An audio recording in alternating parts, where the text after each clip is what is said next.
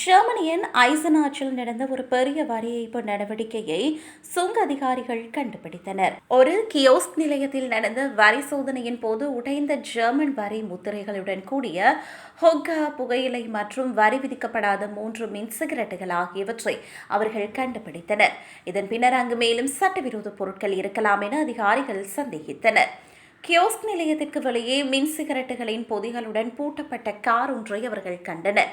குறித்த காரை தனது 20 வயது நண்பர் ஓட்டி வந்ததாக 22 வயதான கியோஸ்க் நிலைய உரிமையாளர் கூறுகின்றார். ஓட்டுநர் காரை திறக்க மறுத்தபோது சுங்க அதிகாரிகள் மெய்னிங்கன் பொது வழக்கறிஞர் அலுவலகத்திடம் அனுமதி பெற்று ஒரு பூட்டு தொழிலாளியை வைத்து காரை திறந்தனர். அதனுள் 1000க்கும் மேற்பட்ட வரி விதிக்கப்பட்ட மின் சிகரெட்டுகளை அதிகாரிகள் கண்டுபிடித்தனர். இதனை அடுத்து அவை அனைத்தும் அதிகாரிகளால் எடுத்துச் செல்லப்பட்டன.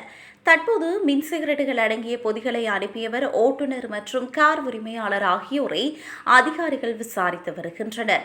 செலுத்தப்படாத புகையிலை வரி சுமார் 6500 யூரோக்கள் என அதிகாரிகள் தெரிவித்தனர். ஜெர்மனியில் மின் சிகரெட்டுகள் மற்றும் அவற்றின் திரவங்கள் ஆகியவை வரிக்கு உட்பட்டவை என்பது குறிப்பிடத்தக்கது.